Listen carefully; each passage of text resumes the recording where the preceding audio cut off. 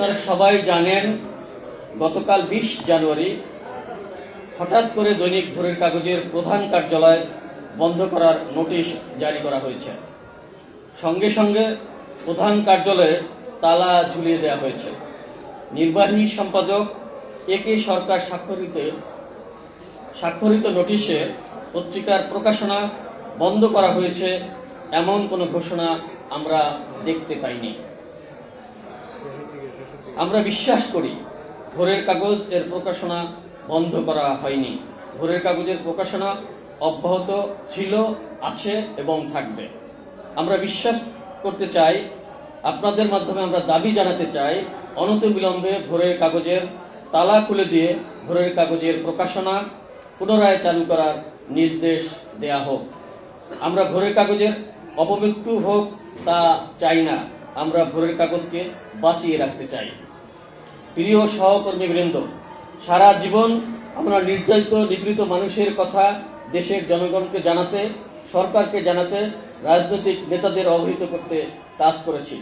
আমাদের কখনো নিজেদের কথা গণমাধ্যমের সামনে বলতে হবে তা কোনোদিন ভাবিনি।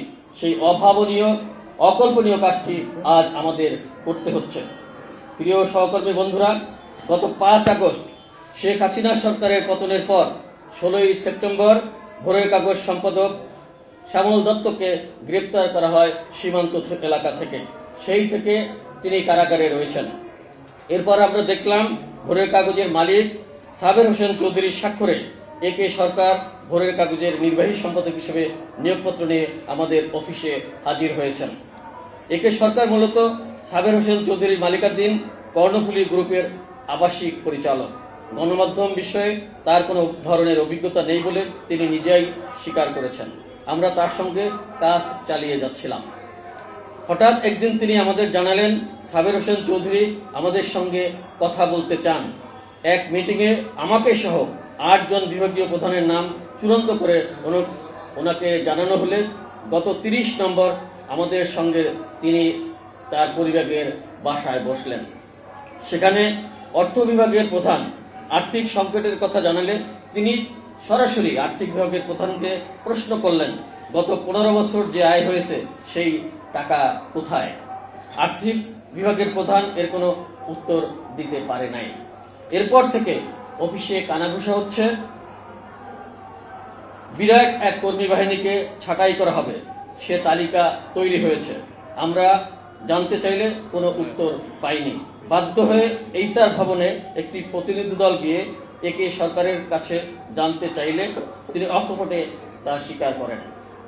তিনি বললেন, সাবের সাহেব পত্রিকা চালাবেন না, ডিক্লারেশন বাঁচাতে মাত্র 500 কপি ছাপানো হবে, সাংবাদিক কর্মচারীদের শ্রম আইন অনুযায়ী পাওনা পরিশোধ করে বিদায় দেওয়া হবে।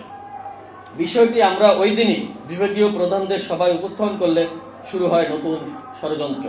অফিসের মধ্যে নানান রকম বৈধ অবৈধ সুবিধাভোগী রয়েছেন, তারা মালিক পক্ষের সঙ্গে যোগাযোগ করে তালবাহানা শুরু করেন। একে সরকার ও সাবের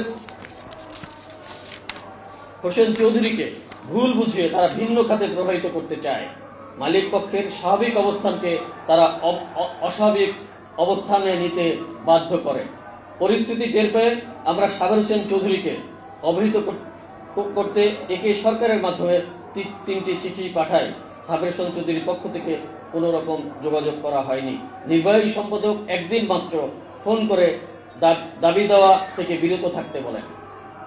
তখন আমরা তাকে বলি, ভোরের কাগজ 8ম ওয়েজ বোর্ড বাস্তবায়ন করেছে, সরকারের কাছে এই ঘোষণা দিয়েছে, সরকারের কাছ থেকে 900 টাকা কলাম ইঞ্চি হারে বিজ্ঞাপন বিল সহ নানান সুযোগ সুবিধা নিয়েছে, কিন্তু আমাদের ওয়েজ বোর্ড বাস্তবায়ন করেনি, নিয়োগপত্র দেয়নি। যদি আমাদের ছাঁটাই করা হয় তাহলে 8ম ওয়েজ বোর্ডের সকল সার্ভিস বেনিফিট সুবিধা সহ এরিয়ার বেতন পরিশোধ করতে হবে। যদি ছাঁটাই করা না হয় তবে যেদিন থেকে যিনি ভোরের কাগজে কাজ শুরু করেছেন সেই তারিখ থেকে নিয়োগপত্র দিতে হবে, 8ম ওয়েজ বোর্ডের প্রাপ্য সকল বকেয়া বেতন দিতে হবে।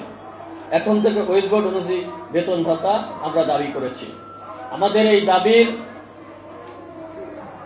প্রতি কর্ণপাত না করে হঠাৎ করে গতকাল অফিস বন্ধ করে সাংবাদিক কর্মচারীদের বেকারত্বের দিকে ঠেলে দিয়েছে। প্রায় 1000-এর উপর পরিবার সদস্যদের নিয়ে আমরা কর্মকর্তা কর্মচারী সাংবাদিকরা ভবিষ্যৎ অন্ধকার দেখতে পাচ্ছি। আমাদের পেটে লাথি মারা হয়েছে। আমরা মনে করি ভোরের কাগজের মালিক পক্ষ এমন সিদ্ধান্ত নিয়েছে গুটি কয় স্বার্থবাদী কুচক্রীর চক্রান্তে। ওইসব চক্রান্তকারীরা আমাদের নামে মামলা দেওয়ার জন্য গতকাল রাতে থানায় গিয়েছে। আমরা নিজেরা থানায় উপস্থিত হয়ে তাদেরকে সচক্ষে রমনা থানায় দেখেছি। তাদেরকে আমরা জিজ্ঞেস করেছি, তারা আমাদের কোনো সদুত্তর দেয়নি। আমাদের বিরুদ্ধে অভিযোগ আছে কিনা সেটা আমরা জানতে চেয়েছি, কিন্তু তারা আমাদের এই বিষয়ে কোনো সঠিক মেসেজ পৌঁছায়নি। কিন্তু গতকাল গভীর সমস্ত অফিস বন্ধ, তালাবদ্ধ অবস্থায় রয়েছে, তারপরে গতকাল গভীর রাতে তারা অফিসে গিয়েছে। কি করেছে বা অফিস থেকে কি নিয়ে এসছে তা আমরা জানি না, কিন্তু আমাদের কাছে তার নির্ভরযোগ্য তথ্য প্রমাণাদি রয়েছে।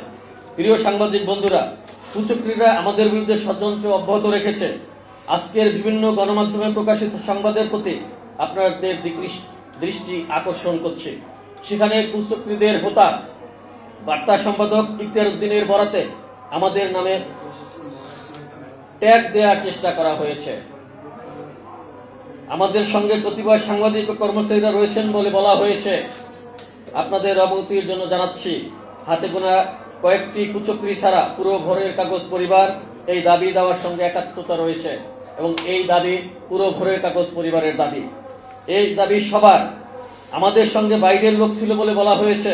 আপনাদেরকে স্পষ্ট করে বলতে চাই, ভোরের কাগজ পরিবারের সদস্য ছাড়া বাইরের কোনো লোকজন আমাদের সঙ্গে ছিল না, এখনো নাই, ভবিষ্যতেও থাকবে বলে আমরা বলতে চাই না।